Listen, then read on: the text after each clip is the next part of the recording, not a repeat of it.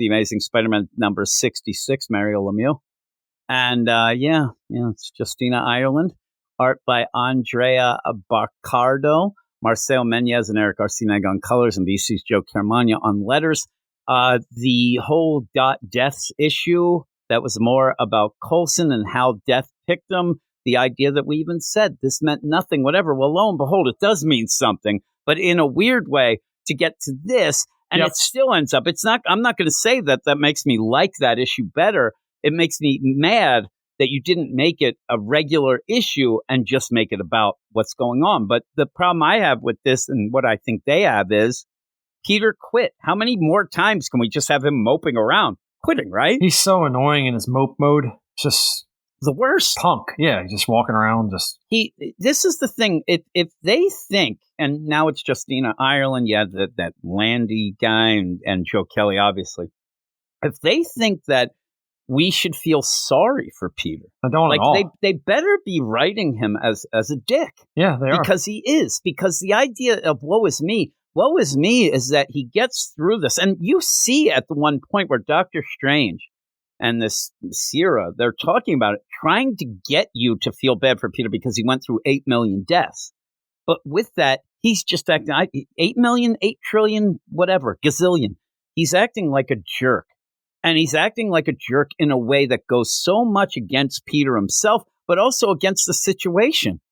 When you see people, I would think, if you see people dying you see their deaths, oh my God, Aunt May's going to die 20 years from now. Why does that mean be a dick to her in the here and now? Wouldn't you want to actually try to have some quality time with her? Yes. Because you know there's a deadline attached. And the thing is that I think that they lose track of, and you had said before we started that, and we have like Justine Ireland's issues a little more. I mean, but this is like, you're playing how low can you go here, limbo and whatnot. This issue, though, she definitely doesn't get the idea of a Peter who would fight for just that little bit of time. And in that, Peter, in my mind, would just want them to, not him, them to have a good rest of their life. But he's just going to give up so they die. So woe is me, it's done. But Aunt May, right now, Aunt May needs help, and help he promised to do her feast stuff. And I get it. I'm kind of sick of hearing her yapping about the feast stuff myself. But the idea with Peter, like, you know what I mean? Like, he's pretty much screwed her over.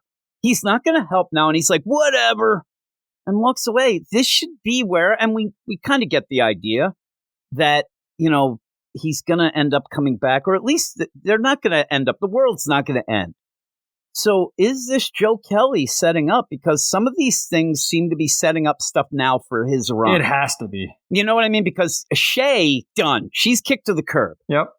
Because I guess Joe Kelly's like, I don't care about her. I want her out. So he does it, but he could have done it in a better way. But instead, they kind of hint at, oh, man, Peter actually likes her, so that you could kick him in the balls here, or kick us. And then in this whole play, though, and everybody, you can't have, when that number one comes, Aunt May. Aunt May, to me, this is it. I've read enough now of the idea that Peter screws her over constantly. And to me, if I'm her, I'm done. I am done. So when this comes to the number one, maybe it's just Joe Kelly's like, I don't want all these extraneous characters, but these are Aunt May. These are Randy. And I think foundational characters. I think what he's doing is, I'm going to make Peter a dick until he's not, but these people will be mad. But remember, what happened at the beginning of Zeb Wells' run? We were told that Aunt May wouldn't talk to Peter because of that money and how he ended up all this, and she's broke and she's this and that and the other thing. And lo and behold, what happens then? You just shove that aside, and then I'm sick of that. I'm sick of Aunt May being mad, and then nothing's resolved, and then she's back. And then at the end of Zeb's run, he actually makes it so that Aunt May and Peter are tight again, and then it's just rolling. This is the roller coaster ride of this book, and it's just bad. And Justina Ireland here, again, not really good, and I don't think that she doesn't get, I think, the pomp and circumstance of something like the Scions of Sidorak talking to Daddy here, which I do love the idea, almost like they play, and you see the Sierra. I love her play is like, hey, Daddy, if you don't want us to do this, don't say anything, because he's just there. He doesn't talk. Yeah, so she almost plays that. if you want him to be the big deal, then say so. Oh, he didn't say anything. Let's go. But this gets convoluted. I said the whole contest and the rules, even now, it feels like what they're saying is Peter won the last round by default because they cheated because you ended up having Kalex jump in when he wasn't, but he never gave up. It's nonsense. And that's what I say. I say nonsense a lot. Mm-hmm. But when you're there as a scion of Sidorak and you're there in the Crimson Chaos and you have him go, Father, did you see that nonsense? Like, it's not big enough. It doesn't have any weight to it. This should be a scene. I remember we were there at the Crimson Chaos at one point, and we thought, oh man, this seems kind of cool, but there's no weight to it. It's a joke. You end up having, okay, oh man, this sucks. And really, the other play that I'll give is the idea of no weight to this contest at all. You keep being told that the world's going to end. We want to bet on that. You think the world's going to end? 0% chance. So then but on the other side, all they're doing is trying to get the attention of their daddy, but nothing happens to them either. Like they're just there. Even the ones they're just there. Yeah. I remember at the one point you have to die because, fighting gods and demons, it takes a toll, whatever. It just feels like they just come back too. Nothing happens. Yeah, they just come back like nothing has weight to it. Peter has the reeds. They just come back. They're just pissed. They're fighting amongst themselves, but it's not interesting. I don't care who wins. And then in the Syrah, she ends up pretty much seemingly falling in love with Peter. Yeah, she's all obsessed with it. But then we also have the next round, which we were told, it's going to get even tougher now. But we're so much more concerned with Sad Sack Peter and the Syrah, they're walking around with Doctor Strange, that we really don't even get what the next deal is and what's going to happen. And then at the end, just spoiler alert, they're going to have to fight the X-Men, which then throws everything off because isn't this a contest? Again, if I end up where I go to the Eagles game this coming up weekend, playing Washington, they're going and Jalen Hurts, his knees kind of hurt, it goes bad. I'm not allowed to come out of the stands and play. Like, that's what this feels like at the end. They're like, oh, well, we'll go. He's not eligible. No. And in that, if that's the case, then get everybody. Yeah. Like, you end up throwing in something you think is cool, but it throws everything off. But in the meantime, dickhead Peter. Well, instead of giving up, Peter would naturally go to the Avengers, the Fantastic Four, the X-Men. He'd get everybody on his side and fix it. Yeah. And also another thing, wouldn't give up. Never. No. The idea that... So that the world ends? Isn't this the play? That if they were going to do something and you're writing it and you have one lick of talent, you would sit there and say, like, everybody else would be devastated. Why isn't this guy Spider-Man, Peter Parker? Why isn't he giving up? Why isn't he giving up? And we'd say because a lot of superheroes don't have family. They don't have people they love. They're kind of solitary deal, like a Tony Stark cares about himself, things like that. But that's not Peter. So when he sees these deaths, that makes him buckle down. Even if it's like, that you're going to fight for that person. Like if somebody came to Peter Parker Spider-Man normally and said, listen, here's a guy who's going to die in 2 days, but he might die now. Peter's still saving him. Mm-hmm. He's going to save him that day. And even if it's you can't change anything in 2 days. And what he would say is, at least he has 2 days, and would probably say to the guy, listen, do you have family?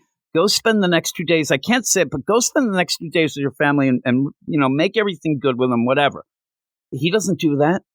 He's eating freaking ice cream pizzas. Like next thing you know, it's gonna be giant sized Peter. I hope he gains weight. Up. Yeah. I'm telling you, like the idea he should be embarrassed of what he's doing, and then even that where there's a Doctor Strange astral projection, Doctor Strange ghost, and he's just like, well, what can we do?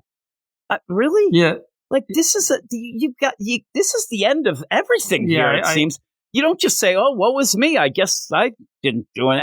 It's ridiculous. I think to your point earlier about the scope of this thing, I think this is too big for this book. It's too big. And then so he tries to pull it back, though. Yeah, but if they pull it back, this should be a summer event that includes everything in the Marvel Universe to take care of these guys. And they do all this wacky It's too events. big, and by doing it in the Spider-Man book, it then becomes too small. Yeah, well, it's too big, but they want to try to make it small because it doesn't work. Because it doesn't work because it's not coherent enough. It needs to be bigger. And then also if you have there's like so many things that go wrong. The idea that he's not going to fight, well, then somebody else has to, as we see. He's letting this poor guy get robbed at a convenience store. Doesn't do anything. Again, Uncle Ben.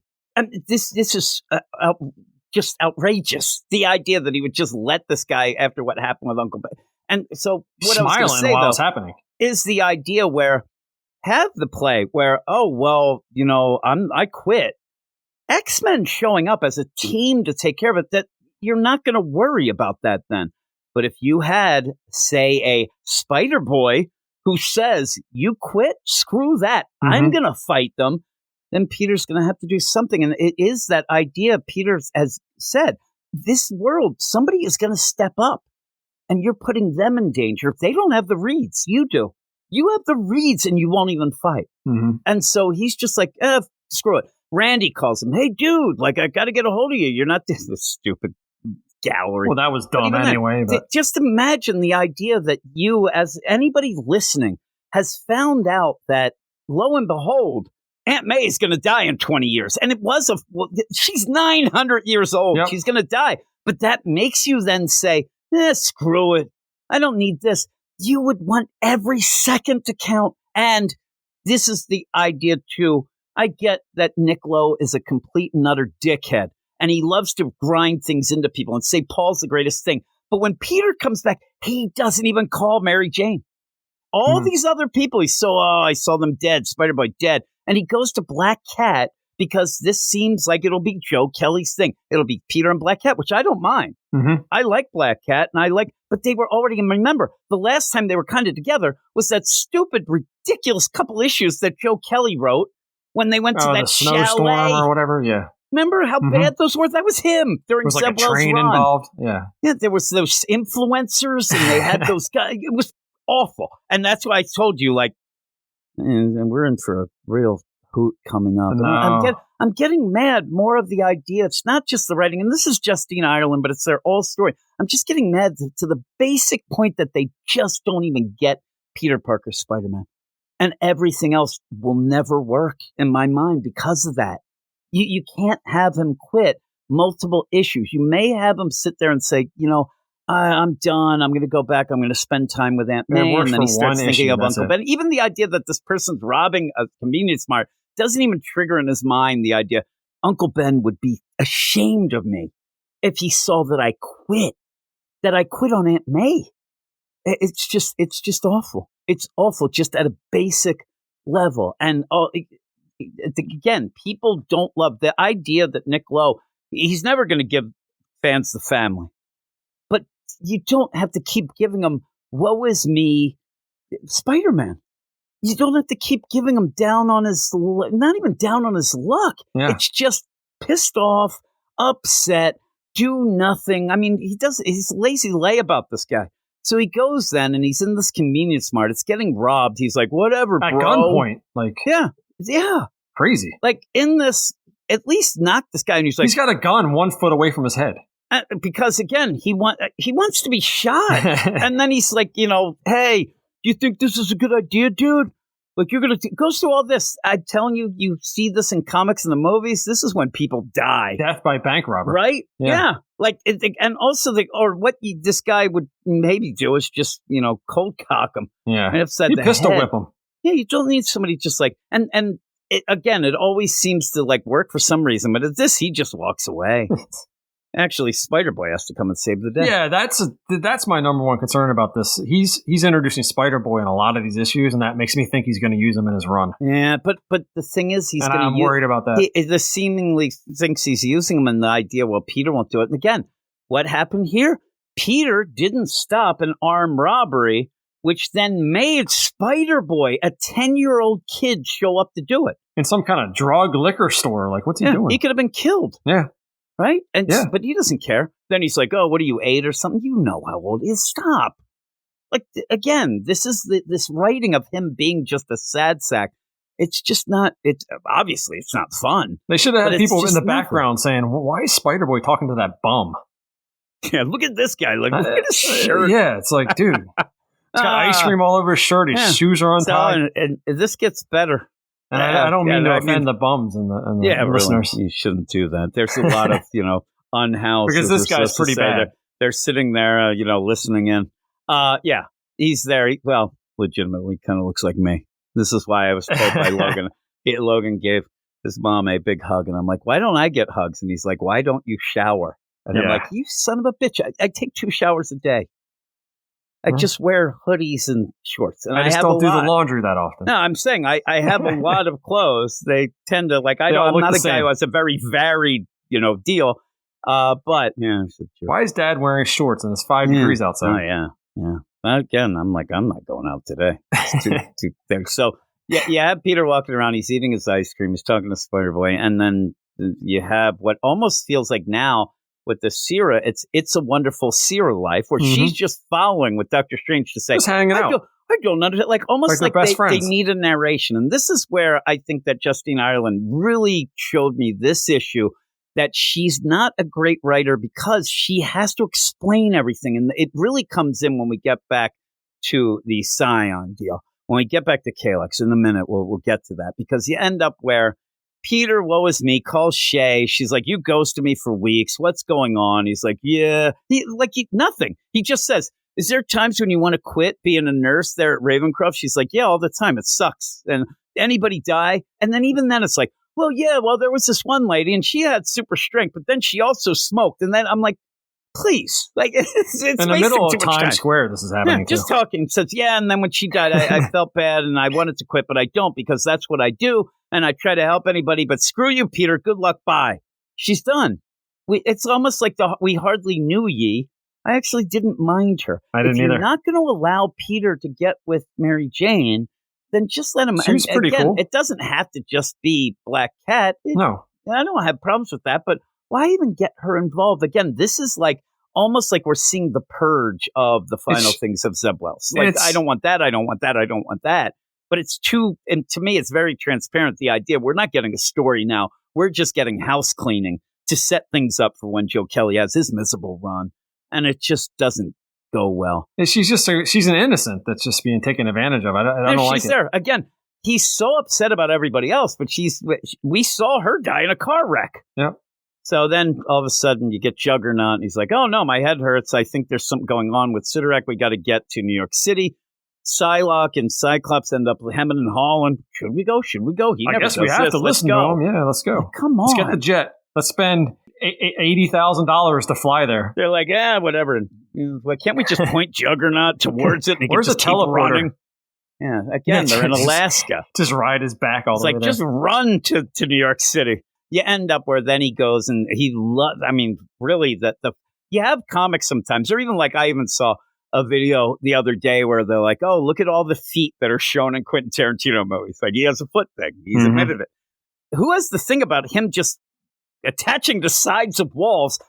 What you have here then is, why is he has his shoes on now? Well, he didn't have on before. I like that better though than the last thing. Oh, it's fine. But they really love just him hanging. And he's walking around without a mask on, broad daylight. Just there, he doesn't care. This and the Ultimate Spider-Man, both like that. I said it at the one bit, it looked like May. It looked like Mayday Parker, that they kind of had a wink. It was just some girl, but it looked like. But he's going to see Felicia.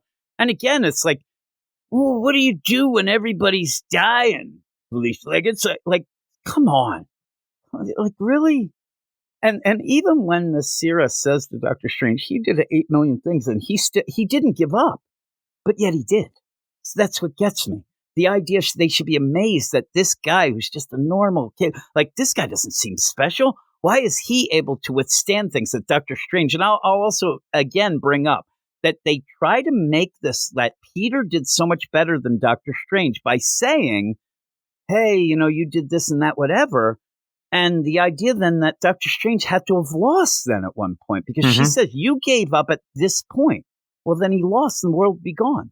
Doesn't even make sense. But he's there and he's talking to Felicia. And then out of nowhere, they just start making out. And it's like the worst art at that point with that. But look at his crazy goatee and that pencil thin. It looks like I don't even know what. His mustache is freaking me out. Yeah, it's weird, right? From the side. Because he has such a powerful beard in Ultimate Spider-Man. Yeah, you think he'd grow it in this. Like, and again, it's supposed to be like, look at him. Like, that's the thing when I look at it. The play is, man, he doesn't care. He's not shaving. He is manscaping that shit for at least 2 hours a day. That's not how a normal hair grows. That's not how shit grows in like that, right? He's got no hair on his neck. It's pencil thin on the mustache. He's doing grooming on it. Yeah, what he's doing is doing I'm going to take 3 hours to look like I didn't take any time.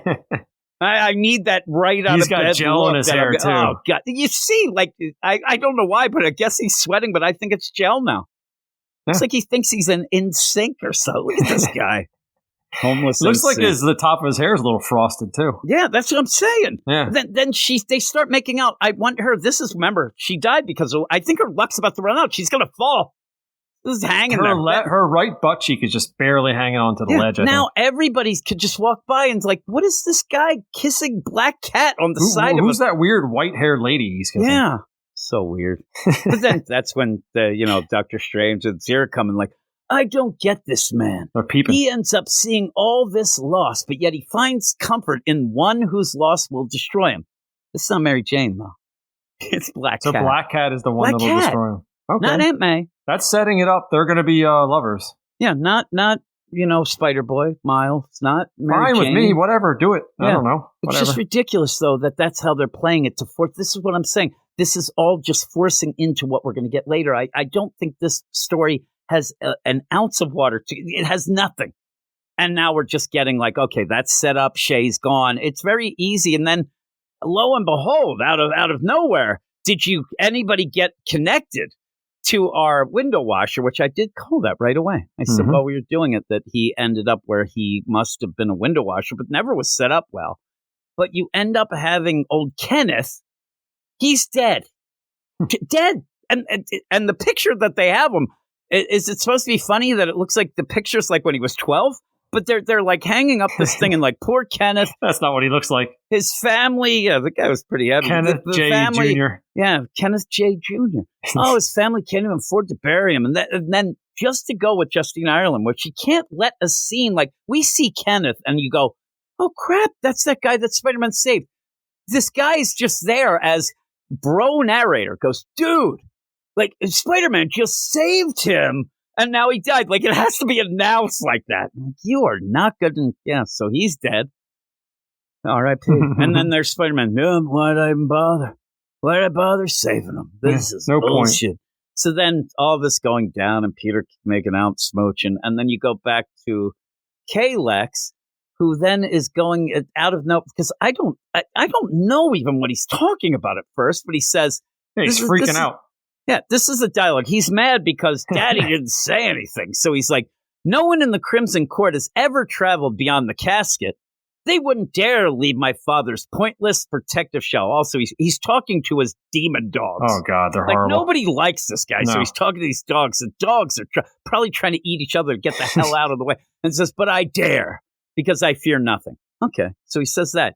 And the same pen, then he says, the blight. This is what they fear? The threat beyond? The cat. Why are you repeating yourself? Like, why would you say this stuff again? And then says, I, Kalex, best son of Sidorak, am here. Show me what I have to fear. I don't even know what he sees. All of a sudden, you just have these worm tentacles come up. And then he says, what? What? I can't move. We must turn back.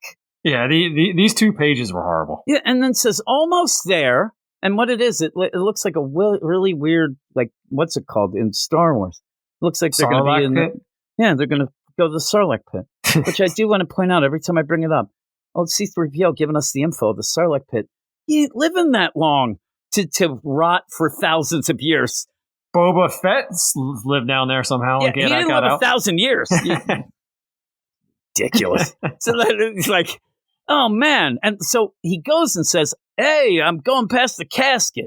Get this, people. I'm going past the casket. That no protection. What is he talking about? Oh, no. A Sarlacc pit. I'm falling in. I'm done. Now I'm not. My strength wins. And then says, so that is what he fears? The loss of control, the fading of his power, but I faced the blight and survived. That's like 2 panels. So the blight was those tentacle things? The Blight is this book, and says, in fact, I feel stronger than ever before. This is stuff you do through action and dialogue, not just pronounce it. Yeah, he's like pronouncing everything. You know what I mean? Yeah. He's like, oh no, the Blight. Hey, the Blight's just done. Yelling stuff out. It's like, this again is something that is like, almost like Justina Ireland's like, I really have to do She doesn't use any narration boxes. No, and so she just has him yell, which is fine. He's, proclaiming things, but he's saying things that we can see. We see he survived. We don't need to have him say, I faced the Blight and survived. We see that. No, he could just say, see, Daddy, I'm stronger than you, and go. That'd be fine. But he has to, it goes throughout the issue where people are just saying things instead of her letting the art. Some of the times the art's just showing it, and she says it anyway. So then we go, because get this, we have a contest. We have Kradios. Which we haven't seen for like 3 issues. No. We have Kradios show up. I thought he was going to yell booyah with that hair, and he looks pretty like Slapbook. But he shows up, and he's like, look at me. And I think they're supposed to make it seem like that's Aunt May there, too. Yeah, which it's not. But, because Aunt May ain't running that fast. But again, without Peter there, this lady could have died. Oh, yeah. Like, he's letting all this happen. She's hanging out in an alley with her dog. Yeah, and then, what a weirdo. Of course, then this guy says, oh, the champion's a coward, but it's not going to be a good fight. He's like Kraven. I need a good fight. I need a fair fight, or else it's not fun. He talks in the third person, too. Just win. Just win. And then that's where, we'll fight you. Yeah, so there's the X-Men. There they are. They're going to get their asses kicked. Yeah, at this point, Quentin Quire's there, though. Like, do you think that it's so crazy that at this point, Peter is now, like, out of nowhere, he'll be like, I decided that I do have, just because he's kissing Black Cat and he wants to keep smooching. I don't know. He's got something to live for now, Yeah, but again, you barely set it up. They were just smooching, and ridiculous. But that's it. That's the end. It's Cynthia. This is one of the longest times we've ever talked about it, because it's just every page turn is just not Spider-Man. Everything that happens is just not Spider-Man. Now could he be like mind controlled or something? No. Okay. I don't think that there's nothing. Doctor Strange would know that, and then it would be part of the deal. So I just think they think that this is the weight of the world on Peter, and that he would react like this, and they're completely wrong. And even if it was what he would, you're not doing it in a way that shows us why. He just sees it and just goes, woe is me. I'm done.